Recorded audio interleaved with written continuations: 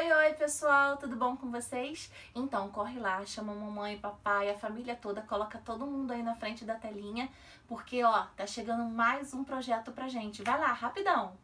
Isso, sem demora, pessoal. Muito bem, isso aí. Tudo bom, famílias? Então, pedi às crianças para buscarem vocês, porque nós vamos começar um novo projeto. Esse projeto trata do Dia do Índio, né? E ele tem o nome de Nossos Indígenas, exatamente porque a gente vai falar sobre os indígenas do nosso Brasil. Vocês já pararam para pensar como esse território todo aqui do Brasil, né, um dia foi todo ocupado por indígenas? Vocês já pensaram que em cada canto do Brasil tem um pouquinho da cultura indígena? Pois é. Então, nós das unidades de Santa Marta, né, demos essa prioridade exatamente porque é o momento da gente resgatar a credibilidade, a nossa garra, né? A gente tem vivido dias de muitas dificuldades, então a gente precisa olhar para dentro da nossa terra e ver que existe coisa boa, existe uma herança de um povo persistente, e é sobre essa herança que a gente vai falar, ok? Então, gente, existem ainda alguns povos indígenas, né? Apesar da gente saber, né, que muitos povos indígenas, muitas tribos, né, muitas aldeias, elas chegaram ao fim por conta de todo duelo, toda disputa, toda essa questão de lutas, né, com os homens brancos. Algumas não existem mais, mas existem algumas. Entre elas, né, eu vou citar aqui as que são mais conhecidas e destacadas, né? A tribo Tupi, a tribo Potiguara, a tribo Pataxó-Guarani, tribo Yanomami, tribo Guajajara, Terena, Chavante e Guarani Kaiowá, né? Reticências exatamente porque, se vocês pesquisarem, vocês vão perceber que existem várias outras. Logicamente que elas foram perdendo, né, a população delas, mas ainda encontra-se perseverante. E aí, eu preciso tratar com vocês sobre um tema, desmistificando para amar e respeitar. Por que desmistificando, né? Porque, veja só, muitas pessoas entendem que leem os indígenas como se eles fossem povos bárbaros, sabe? Que vivem com arco e flecha na mão, pronto para atacar quem aparecer na frente, pessoas birrentas, sabe? Mal-humoradas. E na verdade não é nada disso. A gente precisa desmistificar essa ideia. Primeiro de tudo, a gente precisa entender que na verdade, se tratando da história do Brasil e dos nossos indígenas, o Brasil não foi descoberto pelos portugueses, né? Na verdade, os portugueses, eles chegaram aqui, porém já existiam os indígenas. Até porque quem trouxe os indígenas para cá foram os africanos. Sabia disso? Meio embolado, né? Mas eu vou contar desde o começo e aí então vocês vão entender bem melhor. Combinado? Ó, coloquem aí cabelo atrás da orelha e fiquem, ó, ouvindo bem atentos. Combinado? O que acontece? Bem no início de tudo, muitos e muitos anos atrás, séculos e séculos atrás, quando foram surgindo os primeiros habitantes da Terra, nós tivemos a pré-história, né? E pelo estudo, pelas pesquisas de historiadores, antropólogos, geólogos, paleontólogos, nós podemos perceber que na África, né, o continente africano, é que surgiram os primeiros homens, os primeiros seres humanos. Portanto, esses seres humanos, por terem o hábito de serem nômades, né, eles retiravam da natureza aquilo que eles precisavam para subsistência, e quando acabava naquela região eles, né, migravam para outro lugar, e assim eles iam para outro.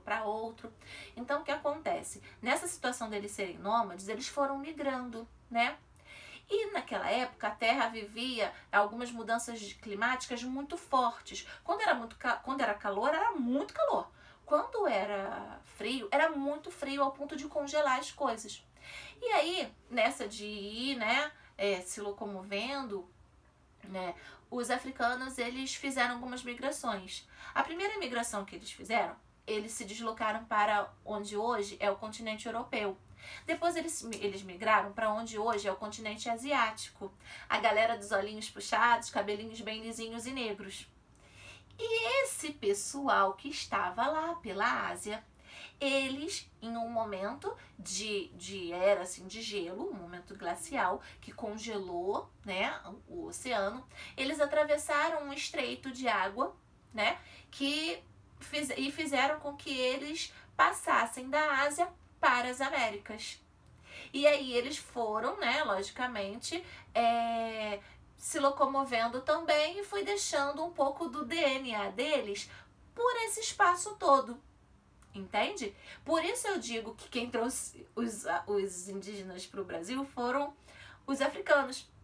Porque através das migrações deles é que chegaram os povos aqui. Tanto é que se vocês pararem para comparar um pouquinho, né, os asiáticos e indígenas, vocês vão perceber, eles têm cabelos bem lisos, eles têm os olhinhos puxados, exatamente porque isso está na genética, entende?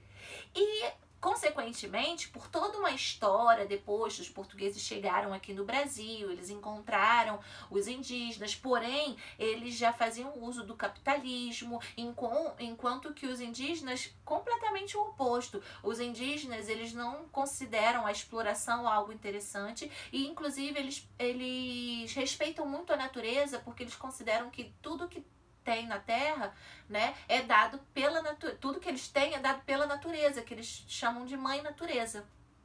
E aí, assim que começou a disputa, porque os brancos queriam invadir, queriam ter posses, queriam as terras e achavam que os indígenas eram burros e guerreiros no sentido de agressivos. Mas na verdade não era nada disso. Eles já estavam ali, eles não estavam nem entendendo, eles não tinham nem noção que existiam outros povos, que o homem branco estava chegando ali.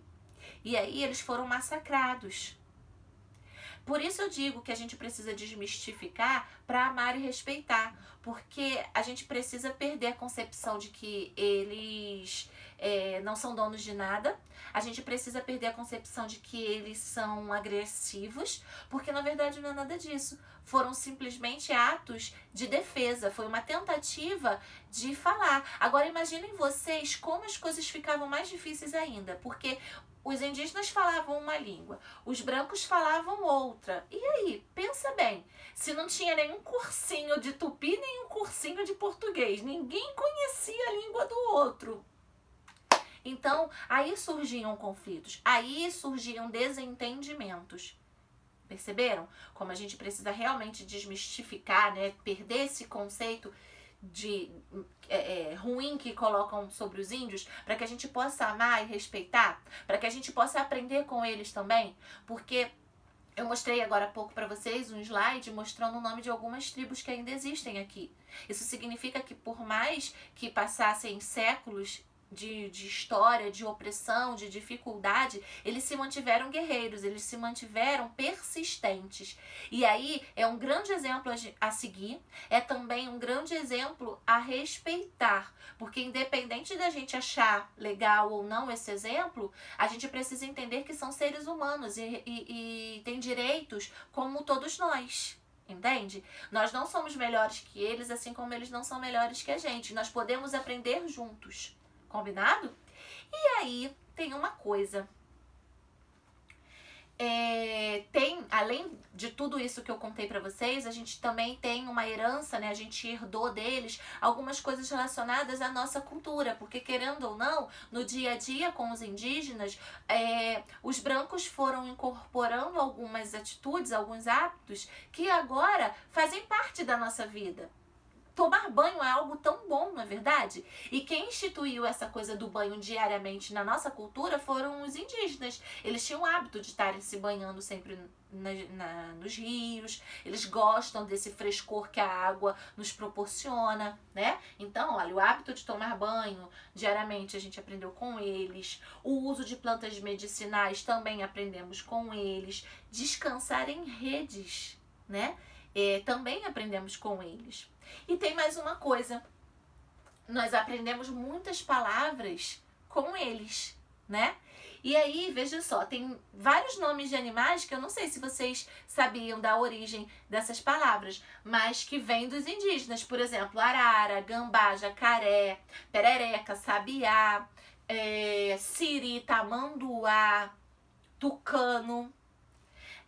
Nomes de alimentos que vêm dos indígenas.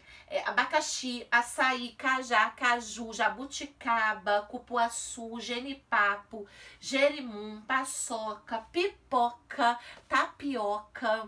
Tem também nomes de lugares, que é Amapá, Copacabana, Curitiba, Ipanema, Iguaçu, Maceió, Paraíba, Piauí, Sapucaí, Tijuca, vários outros, sabe? E assim, e muitas palavras. Essas são algumas que eu peguei e estou trazendo para vocês.